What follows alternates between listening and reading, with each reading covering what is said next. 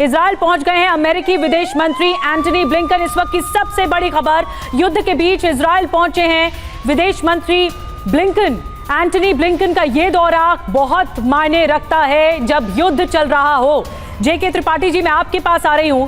वैसे भी ईरान ये नहीं चाहता था कि जो शांति समझौता सऊदी अरब और इजराइल के बीच में हो रहा है वो आगे बढ़े। जो 1948 से जो गतिरोध है सऊदी अरब और इजराइल के बीच में वो खत्म नहीं होना चाहिए, इसीलिए ईरान ने ही उकसाया हमास को कि अटैक करे।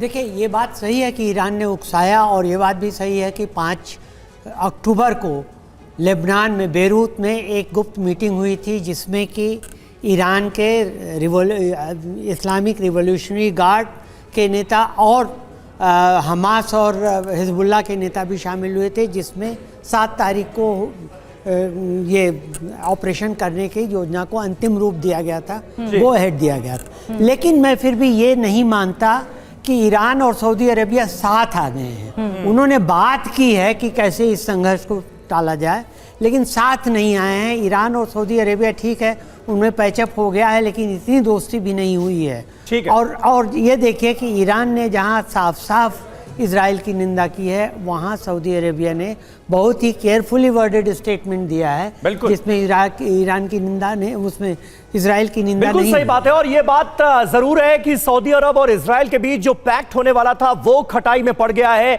अब रिश्ते वैसे नहीं रहे इन ताजा हमलों के बाद। बहरहाल, युद्ध के बीच इजराइल पहुंचे हैं एंटनी ब्लिंकन, उनकी हमने आपको खबर दिखाई। और एक और अहम खबर आपको बता दें, इजराइल युद्ध के बीच फिलिस्तीन से बड़ी खबर आ रही है। अमेरिकी विदेश मंत्री से मिलेंगे फिलिस्तीनी राष्ट्रपति, कल ब्लिंकन से मिलेंगे महमूद अब्बास। अम्मान में दोनों की मुलाकात होगी। मध्यस्थता को लेकर इस मुलाकात पर पूरी दुनिया की नजरें होंगी। तो इजराइल पहुंचे हैं एंटनी ब्लिंकन, और महमूद अब्बास से भी, यानी फिलिस्तीन के राष्ट्रपति से भी उनकी मुलाकात होनी है। तो डीके पांडे साहब, क्या देख रहे हैं आप होता हुआ है, और अमेरिका से क्या यह उम्मीद की जा सकती है कि इजराइल और फिलिस्तीन के बीच वो कोई मध्यस्थता कराएगा?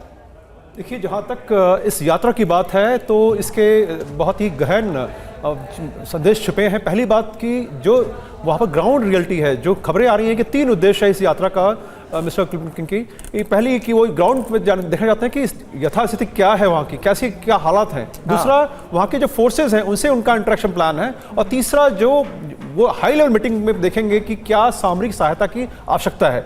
ध्यान रहे कि अभी इस 7 तारीख के बाद से ये निर्णय लिया गया कि जो F-35 जहाज हैं, 2 स्क्वाड्रन हैं, लगभग 36 जहाज, वो अब उनकी दुगनी मात्रा हो जाएगी। लगभग 75 जहाज, 75 एयरक्राफ्ट जो हैं वो F-35 दे दी जाएंगे। ध्यान रहे, F-35 केवल अमेरिका और इजराइल के पास है और किसी अन्य देश के पास नहीं, और ये लेटेस्ट एयरक्राफ्ट है। तो ये एक तो है सामरिक स्थिति की बात। जहां तक बात है कि उनकी मुलाकात जॉर्डन में और मिस्टर अब्बास से जो होने वाली है, वो ये बता रहे, वो निश्चित रूप से संदेश देंगे कि अगर इसको आप आगे बढ़ाएंगे तो दोनों का नुकसान है, बेहतर इसको रोका जाए। सामरिक दृष्टिकोण से बताया कि कितनी अहम मुलाकात है, लेकिन रणनीतिक तौर पर अशोक सर, मैं आपके पास आ रही हूं, ये मुलाकात क्या कहती है? क्योंकि अमेरिका तो कूद गया है इस वॉर के तहत रणनीति बनाने में कि कैसे तैसे मीडिएशन हो जाए या मध्यस्थता हो जाए, ये वॉर रुक जाए।